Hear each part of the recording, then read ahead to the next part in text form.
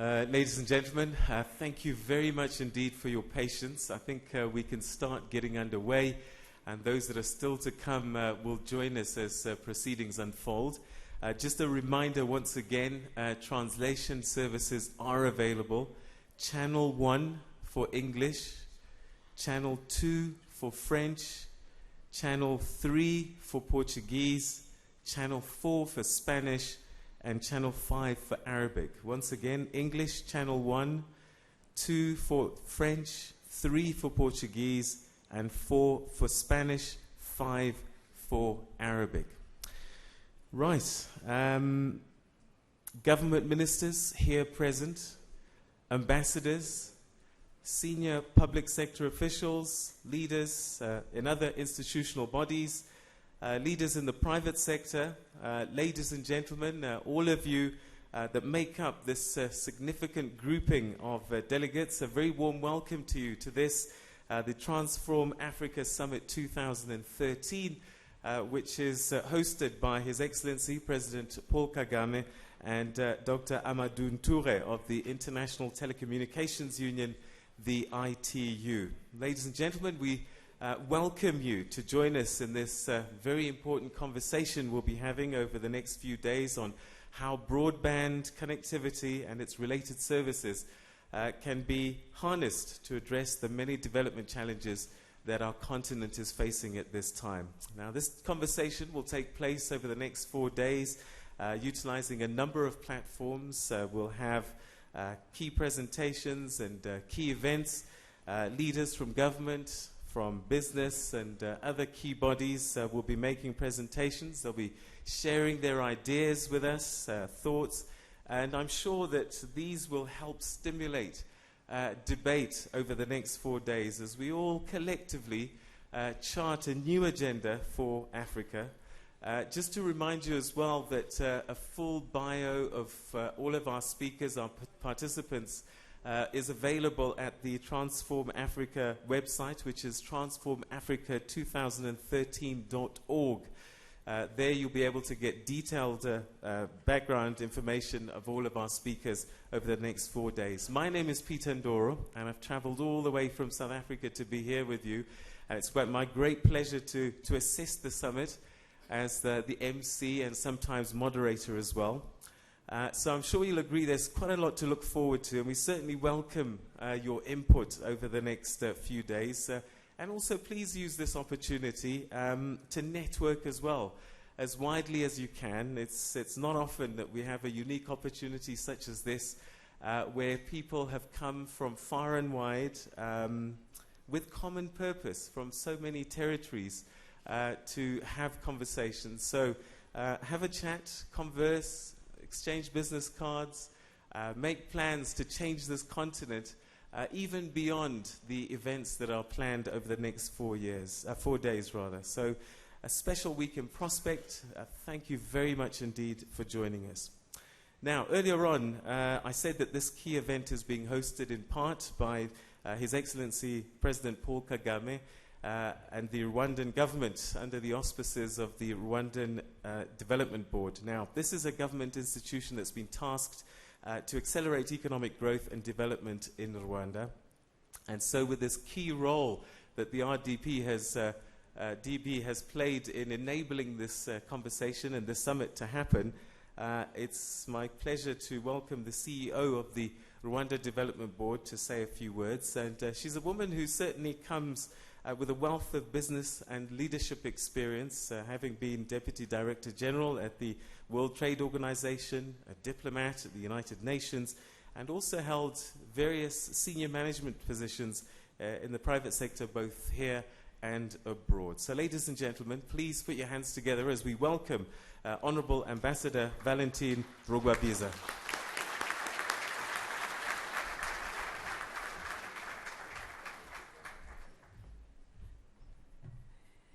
Good morning, and thank you, Peter. You made my work so easy. Honorable ministers, ambassadors, CEOs, heads of international organizations, board members, and our dear chairman, board members of the Rwandan Development Board, all protocol observed, good morning. I would like to extend a very, very warm welcome to all of you on behalf of the government of Rwanda. We are really thrilled, we are excited to have all of you here, and we are so happy that you were able to make it. I would like to apologize for some of the delays that took place while checking at security, but please bear with us. Understand that we really have a number of heads of state here, so I will beg for your indulgence. I will not say much about the background of the summit. You will find the background of the summit in all what has been provided on your iPad. I know that Dr. Hamadoun Toure will expand on that.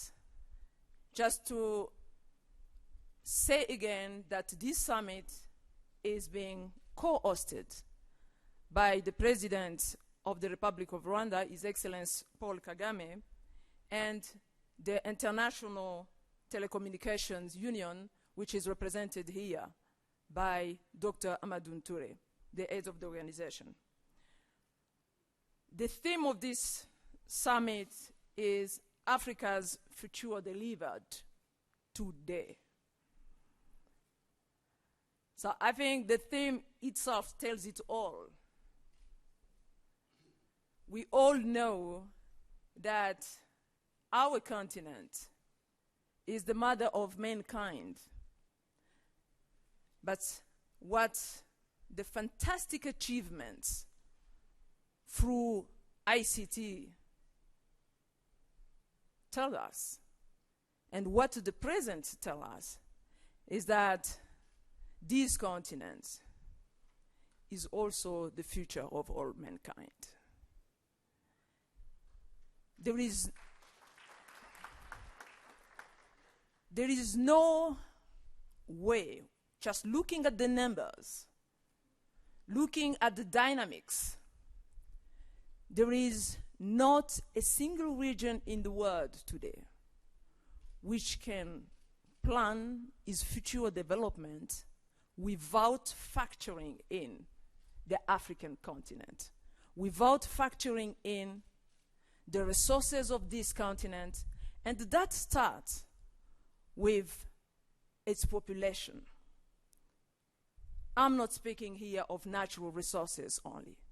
Now, how do we want these resources to be? Do we want to be able just to provide cheap labor? Or do we want to provide empowered, skilled labor? Do we want to provide really to engage into smart businesses, partnerships?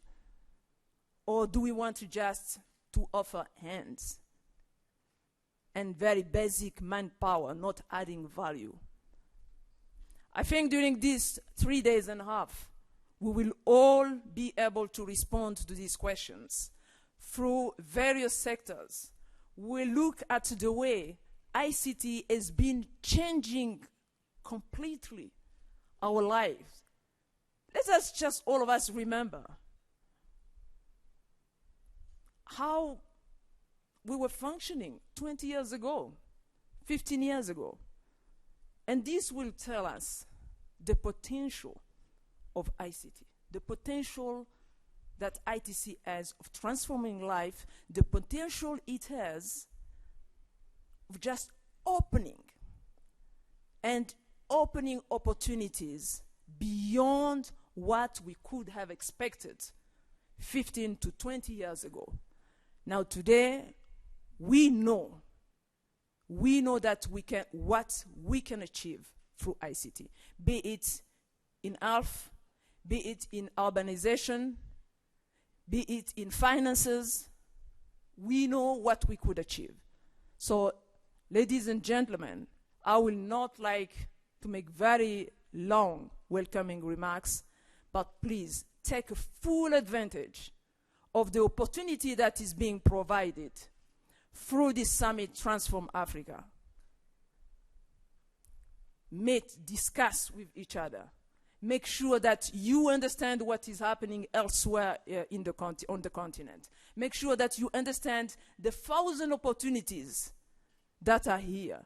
Make sure, as CEOs of company, that you really engage with all the stakeholders around here, that you share part of your expansion plans, and that you are a partner in transforming this continent, in transform Africa. Thank you very much.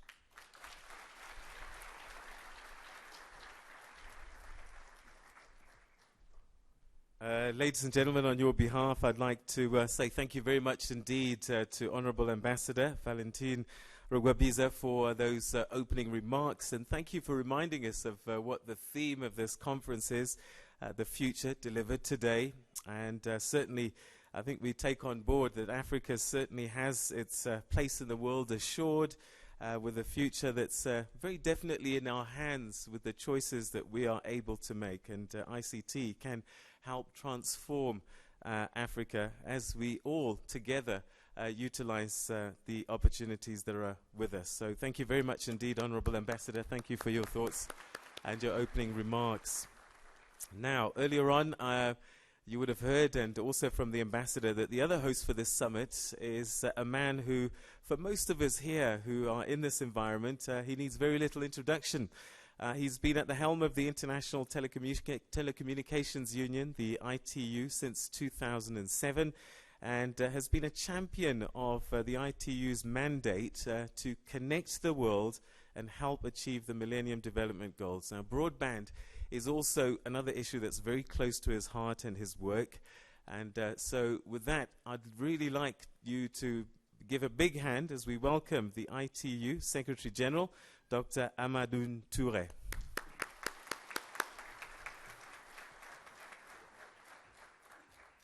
Thank you, Peter. Mesdames et Messieurs, Excellences, ma sœur, ambassadeur Valentine, Messieurs les ministres, et Mesdames les ministres aussi, et Madame la commissaire de l'Union africaine, chers amis et collègues, c'était un réel plaisir pour moi de revenir ici après 6 ans dans cette même salle. Évidemment, je suis revenu à Kigali plusieurs fois depuis le sommet de 2007 Connect Africa que nous avons organisé dans cette même salle. Et je suis très reconnaissant du haut patronage de son Excellence, le président de la République du Rwanda, le président Paul Kagame.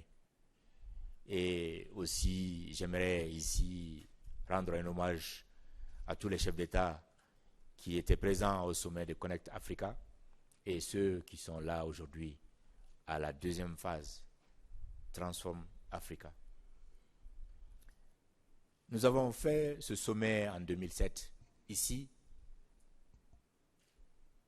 avec l'idée que nous étions juste 3 années avant le 50e anniversaire des indépendances du continent africain. À l'époque, nous étions très réalistes et nous nous sommes rendus compte que le modèle de business que nous avons lancé dans le continent africain pendant près de 50 ans n'avait pas marché, qui était basé sur l'assistance, la charité ou l'aide. Et si vous essayez quelque chose pendant 50 ans que ça ne marche pas, vous changez. Nous nous sommes convenus que nous avions une industrie, l'industrie des technologies de l'information et de la communication, qui avait un certain modèle de développement basé sur le partenariat public-privé. Et nous avons défié le secteur privé dans cette salle ici et défié les gouvernements. Les gouvernements, on les a défiés à jouer leur rôle qui est de mettre en place un environnement réglementaire propice à l'investissement. Et on a dit au secteur privé, dites-nous combien vous allez investir dans ce continent et non pas combien vous allez nous donner. Le résultat parle de lui-même. il y a eu un engagement de la part du secteur privé, ici dans cette salle, de 55 milliards de dollars d'investissement dans le continent sur 7 ans. 55 milliards de dollars. Pas en charité, pas en don, mais en investissement pour créer des emplois, construire des infrastructures, donner des nouveaux services et des applications pour le continent africain. Nous sommes là aujourd'hui. Bientôt, dans l'année prochaine, nous allons évaluer au bout de 7 ans combien a été investi. Et je peux vous dire que selon les estimations de l'UIT, nous aurons dépassé les 70 milliards d'investissements dans le continent africain depuis le sommet de Connect Africa.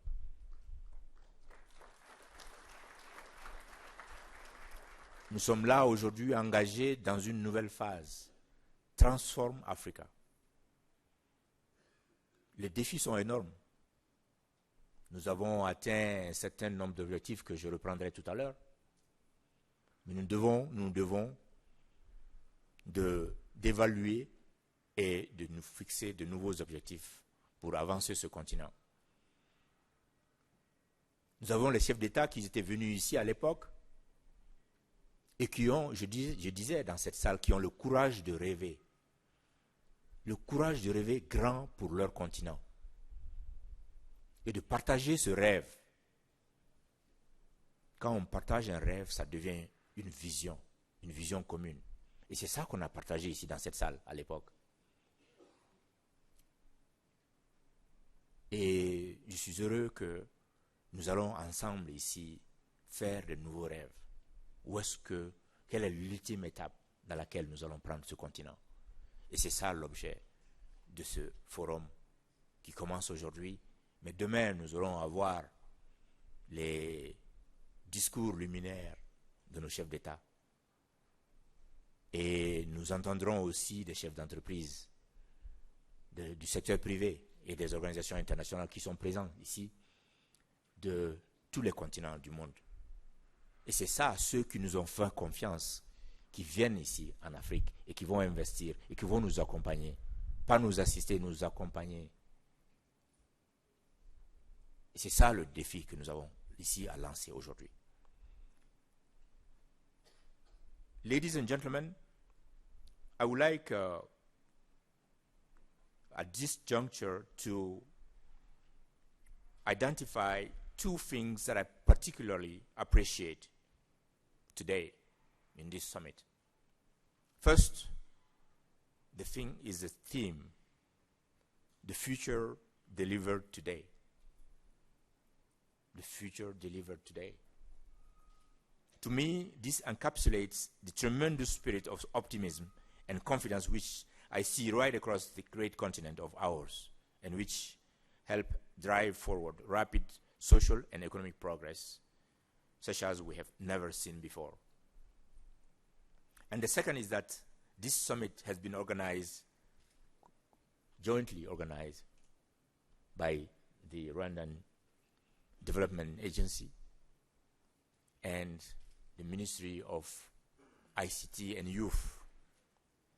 Youth and ICT. Rwanda has long recognized that youth are the future of all nations and that ICTs are crucial to the development in this 21st century.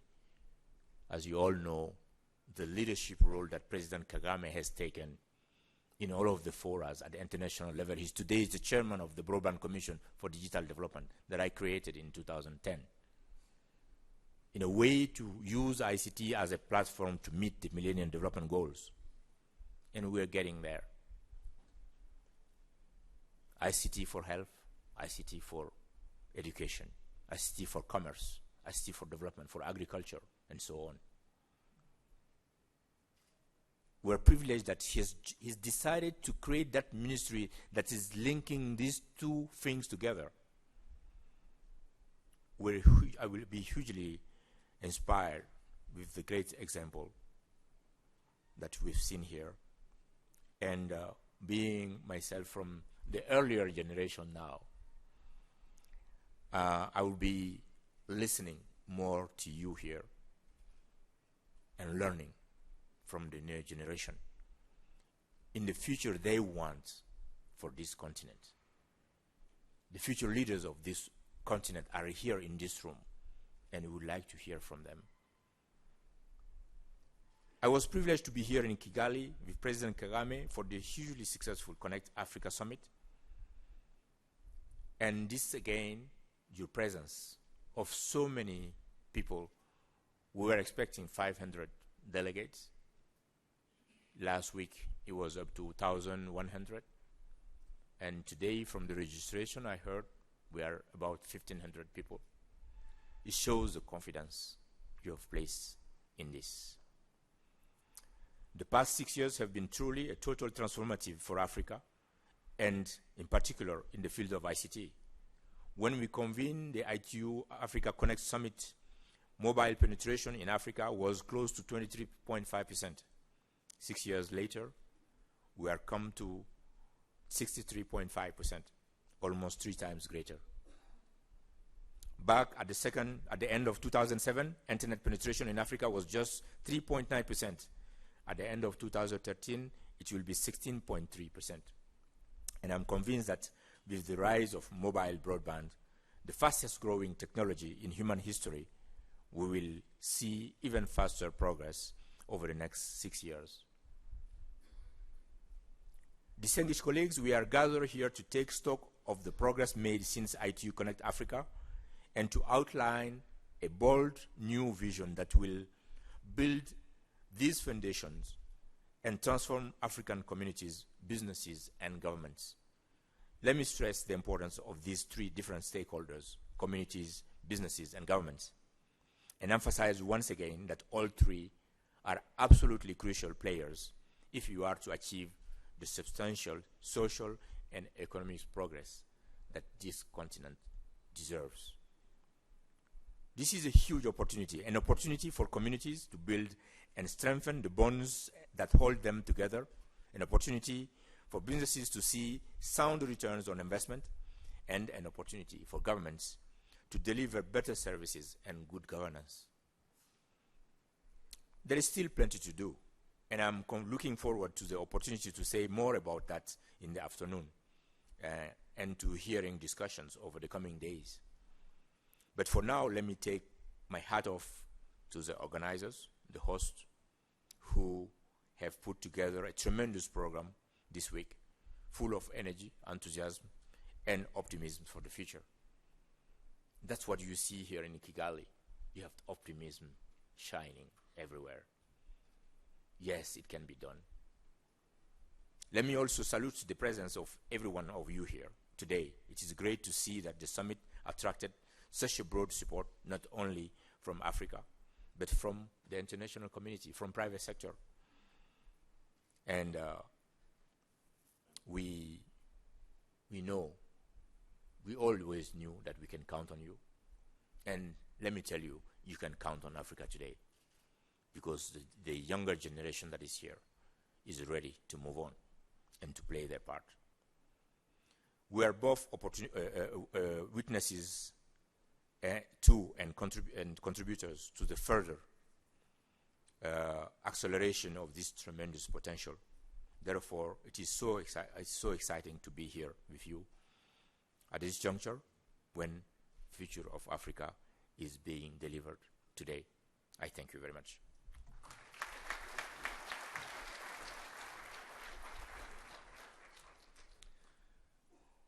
Ladies and gentlemen, on your behalf, our thanks to the ITU Secretary General, Dr. Hamadoun Toure. We will be hearing from him again a little bit later on. I think it'll give him an opportunity to share more of his thoughts, but I think we all agree with you that certainly the presence of so many senior leaders, heads of state, lends to the importance of this conversation and how seriously that they're taking it at the highest level. And as you said, Connect Africa Summit 7 years ago laid some groundwork and goals and plans which have already started to bear fruit. $100 billion in investment already. Certainly a good start, but as you said, we are entering a new phase, a new dream, and over the next few days, perhaps it's to find the architecture for what that dream might look like as we set new objectives for the continent. And as you said, we certainly can do it, especially with the young people that are the custodians of the future. So thank you very much indeed for those opening remarks, and we certainly look forward to hearing your thoughts a little bit later on in the day. Ladies and gentlemen, the ITU Secretary General, Dr. Hamadoun Toure. Now, I think it's quite clear for us that to map a way forward, it's critical to assess where we've come from and indeed where we are now. There's been a number of initiatives and events in the ICT sector over the years, and as you've heard, one important gathering was the Connect Africa Summit, which took place right here in Kigali back in 2007. A number of goals were initiated around connectivity and broadband ICT services. And one of the collaborators in setting up that summit was the African Development Bank.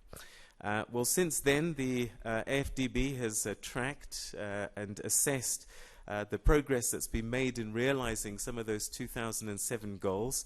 And to share those findings with us is the Vice President, is one of the Vice Presidents at the African Development Bank, Mr. Gilbert Mbesherubusa is an African specialist with sound practical knowledge of the continent's infrastructure needs.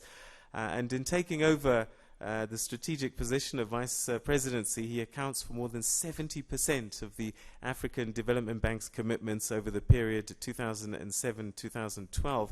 And that's to the tune of some $27 billion. An engineer by education, he has more than 30 years at the highest levels of the African Development Bank. So please welcome, ladies and gentlemen, Vice President of Operations, Infrastructure, Private Sector and Regional Integration at the African Development Bank, Mr. Gilbert Mbesherubusa.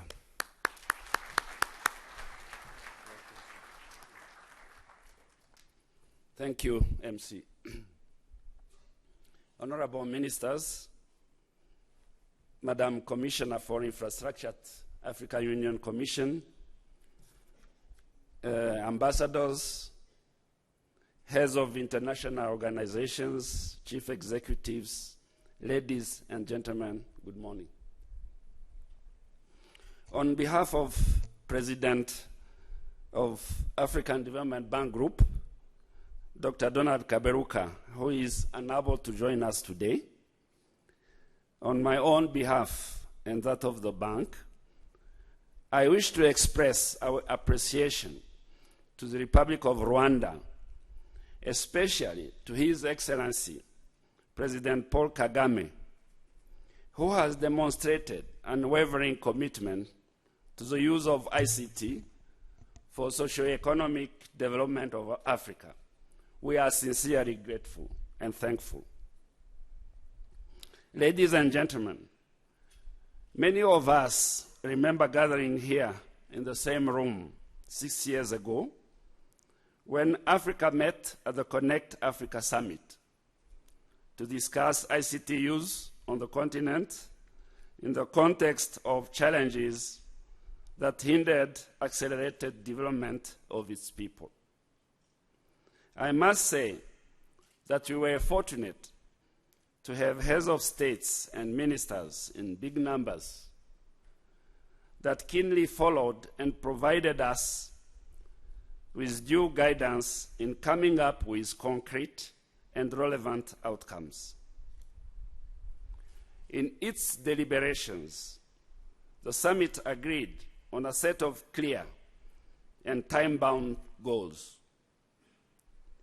The goals covered the entire ICT ecosystem, namely the broadband infrastructure, the access, policy and regulation, skills, and electronic applications.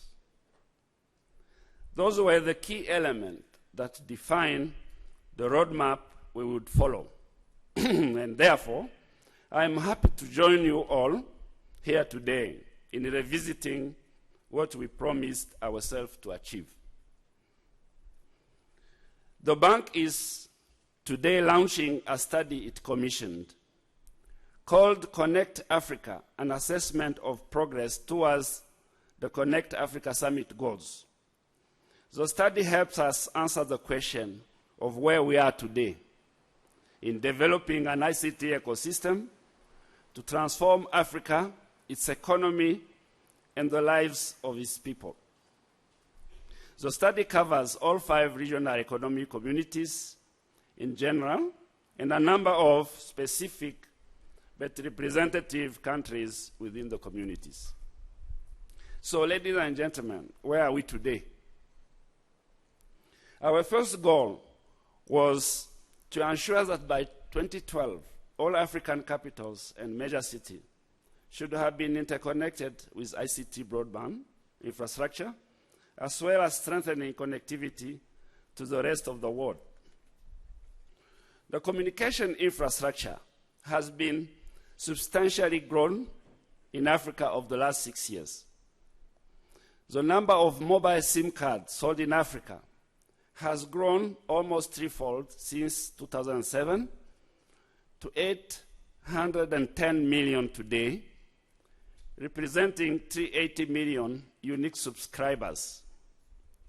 Importantly, there has been also a substantial increase in mobile broadband users. Data from GSMA shows that there are around 116 million mobile broadband subscribers in Africa now, representing a penetration rate of about 11% of the population compared to just 0.35% in 2007. The fact that there has been such strong growth in mobile connectivity has been, in part, a consequence of investment in the underlying passive infrastructure, such as telecom towers, to aid cost-efficient deployment of network across a broad area. The African Development Bank has itself provided funds for telecommunication infrastructure. Africa has also made considerable progress in the area of broadband connectivity. A plethora of new submarine cables have landed in East Africa. TIMS, EASY, and SEACOM, for example. And in West Africa, WAX, ACE, Main1, and GLOW1.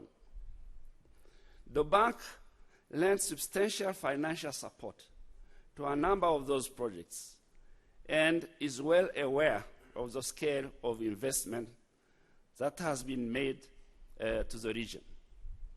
As a consequence of continued investment, international bandwidth is expected to exceed 50 terabytes per second in 2014, a sufficient capacity in the medium term for the demand of government, businesses, and private users. Then there is terrestrial broadband. All the regional economic communities are involved in the deployment of broadband infrastructure.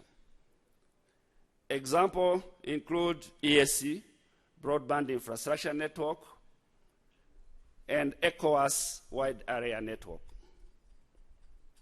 Investment has not been restricted to fiber broadband.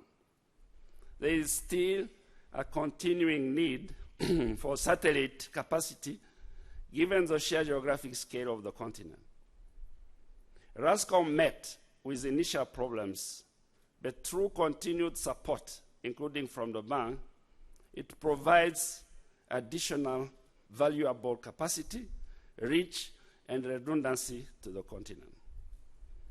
Ladies and gentlemen, the connection of African villages to broadband, the second goal of Connect Africa, has also improved over the last 6 years, driven by the investment in all infrastructure and extended reach of mobile broadband networks.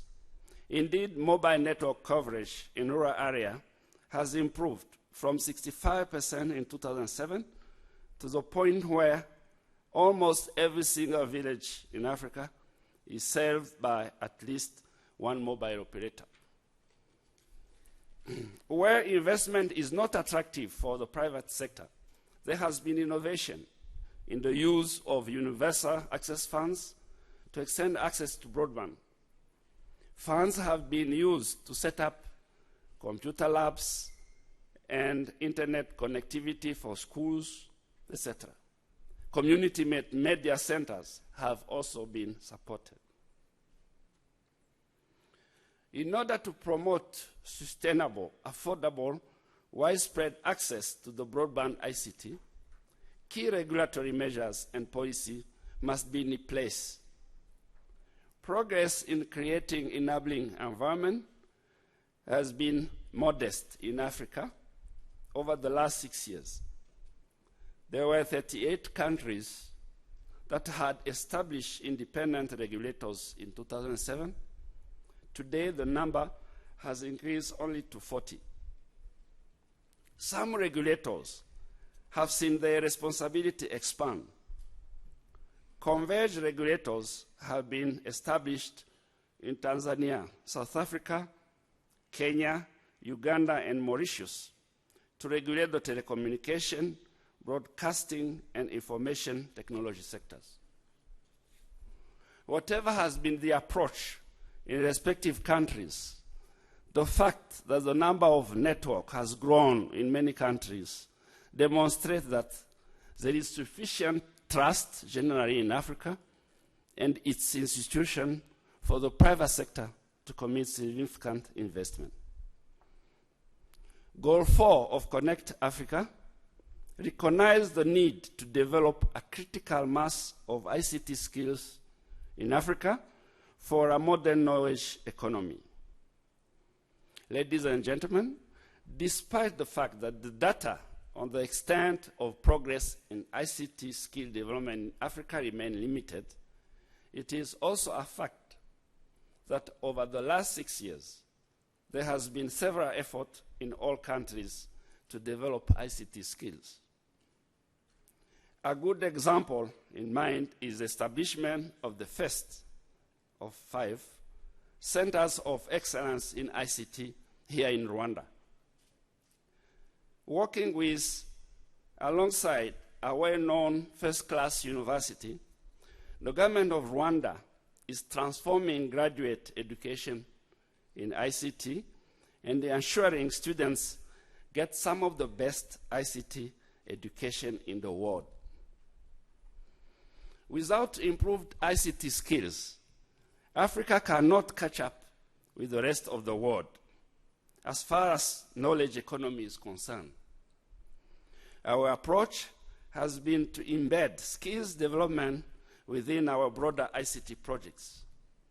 For example, we have recently supported a major investment in a technology park in Cape Verde that has, as might be obvious, included investment in significant infrastructure, including buildings, fiber and servers, etc.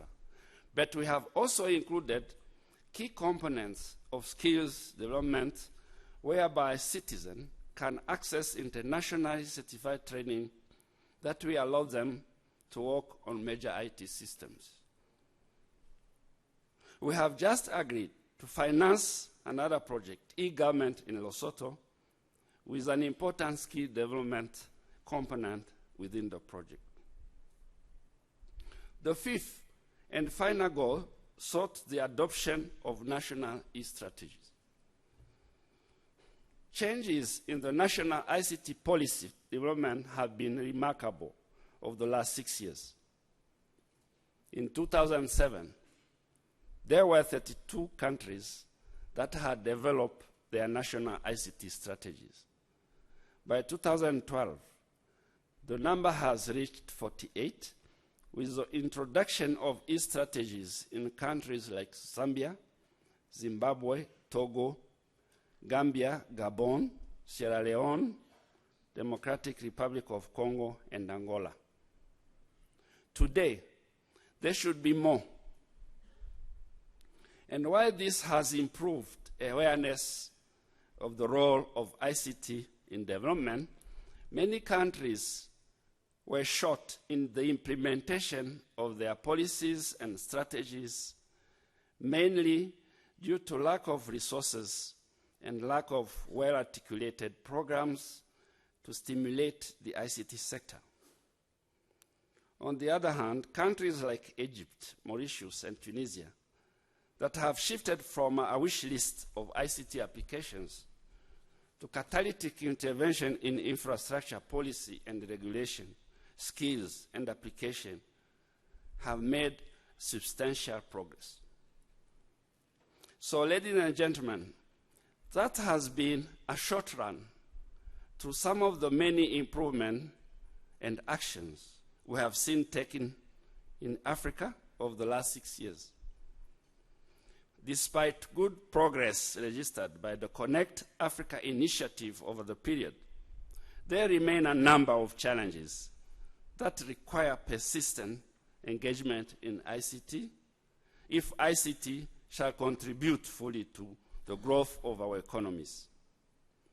For example, a major deficit still remains in expanding access to the Internet. Although Internet penetration has more than doubled since 2007, more than 80% of the African population is still unconnected. This issue has two aspects to it: availability and affordability. If we look at availability, gaps still exist in national backbone networks and in interconnecting cities on the continent. Over 30 countries in Africa have yet to build adequate backbone networks to support their social and economic growth. The broadband deficit is unevenly distributed among countries, with some, such as Morocco and South Africa, possessing significant density in terrestrial network, while others, mostly in Central Africa region, having virtually no national infrastructure. The major regional broadband gap is in the West, Central, and Eastern Africa. So, for all the investment that has been made in broadband fiber, more is still very much required. That may require assistance from MDBs and other donors. It may require innovative use of public-private partnership. It may, in some cases, simply need the commitment of governments. Mobile technology and a recent phenomenon, the use of so-called white space spectrum, promise to meet the need for availability and at the user end, once broadband backbone had been built. But we should recognize that financing access to all is expensive. Innovation will be required in financing existing gaps in broadband backbone networks and to ensure widespread deployment of broadband access, putting data in reach of everyone. Funding innovation is also needed to meet the affordability gap. While everyone in this room may have a smartphone or a computer, we should not lose sight of the fact that such items are expensive. Targeted interventions, such as one laptop per child program in Rwanda, or subsidized sale of computers to universities in Kenya, can have a positive effect on the development of a knowledge economy. What we need to ensure is any intervention is sustainable and is aligned with overall access goals of governments. We should take action to reduce the operational costs of access to the Internet. Regional and national Internet exchange points will improve the user experience, reduce transit costs of operators, and help manage network congestion, never mind supporting hosting of local content. If we build with the future in mind, we must build exchange points.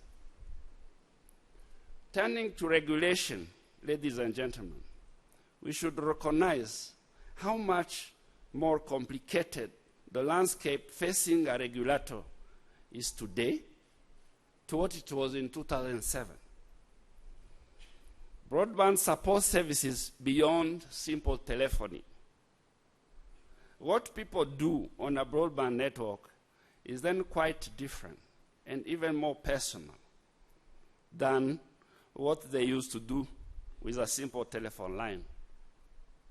We commit all sorts of data about ourselves, just hoping that it will be stored securely and confidentially. Regulators have to face issues of consumer protection, privacy, and cybersecurity that were rarely present in 2007. If that is not bad enough, regulators are also being required to analyze competition to a much greater level of participation or sophistication rather, and scrutiny than in the past.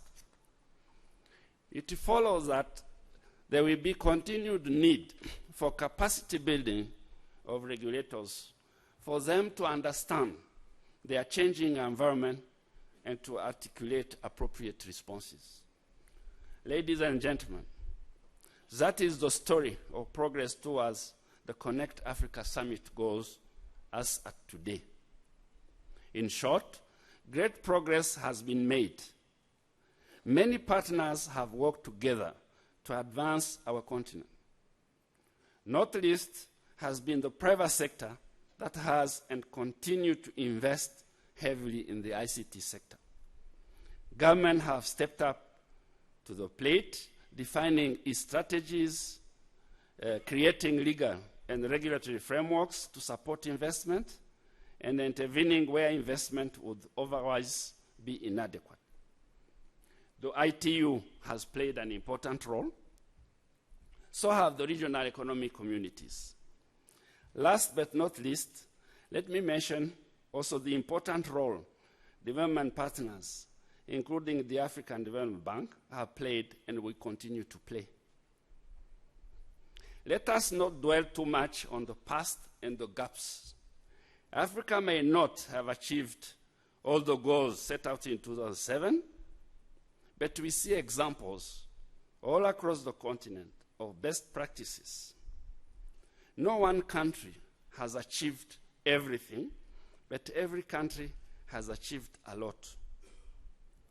If we look around at our neighbors, we can see examples of what we as individual countries can do.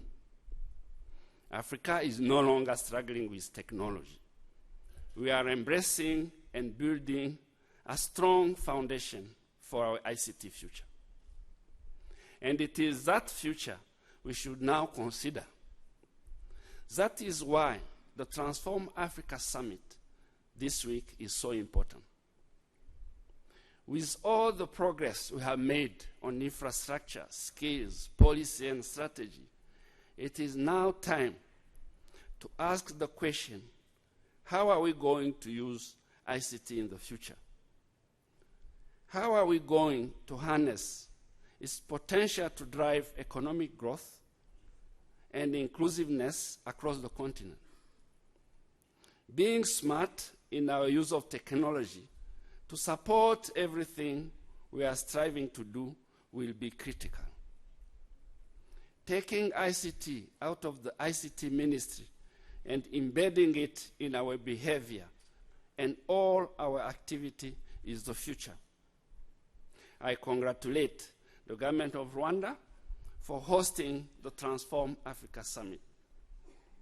With everyone's involvement in this week, I am sure we can create a strong case for ICT and the future of our country. I thank you for listening.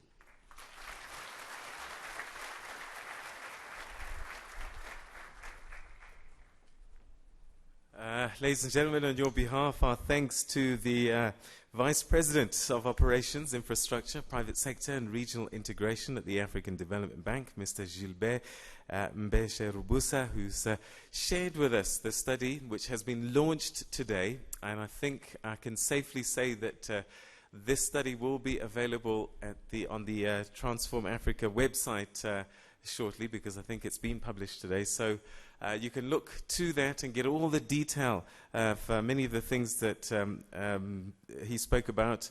The launch of Connect Africa, as you know, Summit 2007, 5 goals were set. And as the Vice President said, much progress has been made. However, lots still needs to be done, all the way through from city interconnectivity through to national e-strategies. Milestones have been reached in all areas, but challenges do remain, as you said. Many countries still needing to build things such as backbone infrastructure, and some regions still struggling with connectivity challenges. And as you said, innovation and I suppose innovative financing solutions will also be required to make connectivity available to all. And as I said, more detail on the Transform Africa website will be available to you as you can download that particular study itself. And I suppose also, as you said, government, private sector, all joining hands to do things. The Smart Africa Manifesto is one such vehicle, and that's one thing that we'll be discussing in greater detail this afternoon. Commitment made by government, but I think very much a vehicle that the private sector and everybody really needs to come to the party with. In a short while, with this program, we'll also be having a discussion for the Foundations for a Digital Africa. That'll be a panel that'll be led by a moderator called Paul Kukubo. I'll introduce him and his panelists a little bit later on. And then also, we look forward to hearing again from Dr. Hamadoun Toure about the future, and also reiterating, that it is Africa's time, as we've heard this morning. Right, with all of that to look forward to, I announced tea, a networking opportunity, but please also, there's an exhibition area downstairs in the garden. Please make sure that you take a turn there during the course of the next few days. Very important exhibition. We have at least 20 companies that are represented there that can share, I think, some of the vision of some of the conversation that we're going to be having today. So please make sure you visit the exhibition. And if we could all synchronize our watches now and try to be back here by about 5 to 12. So you are released. The ushers will show you where the networking area is taking place. Again, it's downstairs in the garden area. But the many ushers you'll see who helped you come here will guide you to that venue. So please, let's all try and come back, because we are a little bit behind time. So if we could all have a quick tea, network, exchange business cards, and be back promptly, I'd really appreciate it. Thank you very much indeed, and we'll see you in half an hour. Thank you so much.